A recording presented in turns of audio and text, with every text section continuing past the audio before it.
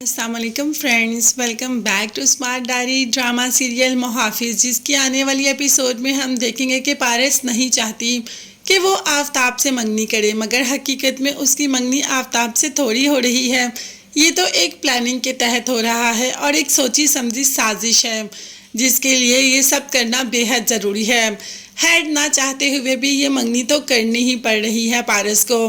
زوار سے کہتی ہے کہ اگر منگنی کے بعد وہ مجھ سے فری ہونے کی کوشش کرے، مجھ پر اپنا حق جتانے کی کوشش کرے تو میں کیا کروں گی، جس پر زوار نے کہا کہ میں اس کا منہ نہ توڑ دوں اگر تم پر اپنا حق جتانے کی کوشش کرے۔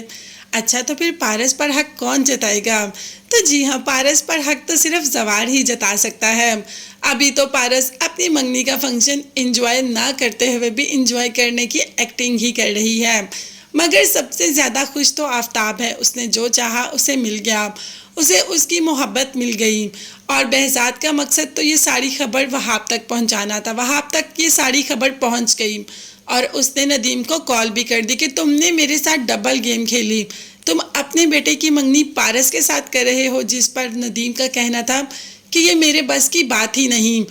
پھوپھی کو اپنی بھانجی بھتیجی بہت پسند ہے، مطلب وہ پارس کو بہت پسند کرتی ہے، اور جب بھائی جان خود گھر آ گئے تو انہوں نے تو آفتاب کی بھی نہیں سنی، حتیٰ کہ آفتاب تو اپنی کلاس کی کسی لڑکی کو پسند کرتا ہے، مگر انہوں نے کسی کی بات نہیں سنی اور منگنی طے کر دی۔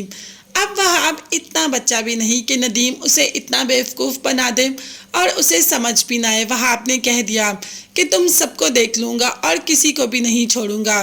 وہاب کچھ نہ کچھ تو کرے گا، ایسے خالی ہاتھ باندھ کے بیٹھنے والا تو وہاب ہے بھی نہیں، مگر کیا کرے گا۔ ابھی ہم اس بات کو سائڈ پہ رکھیں، ابھی تو ہم زوار کی بات کرتے ہیں اور پارس کی، جو کہ اپنی منگنی کے بعد زوار سے بات کر رہی ہے اور کہہ رہی ہے کہ مجھے لگ رہا ہے میری منگنی تمہارے ساتھ ہوئی ہے اور میرے گھر والوں نے مجھے کہا ہے کہ تم سے بات نہیں کرنی، مگر میں چھپ چھپا کر تم سے بات کر رہی ہوں۔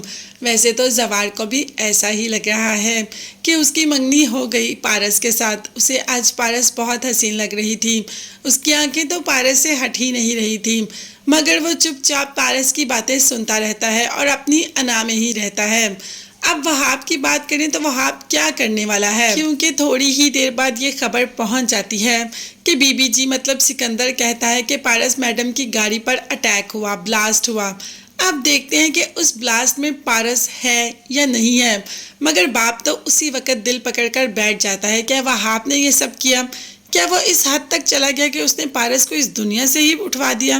یہ سب دیکھنے اور جاننے کے لیے چینل کو لازمی سبسکرائب کیجیے گا، بیل آئیکن بھی پریس کریں تاکہ ہر ویڈیو آپ تک بآسانی پہنچ سکے۔ نیکسٹ ویڈیوز تک کے لیے اللہ حافظ۔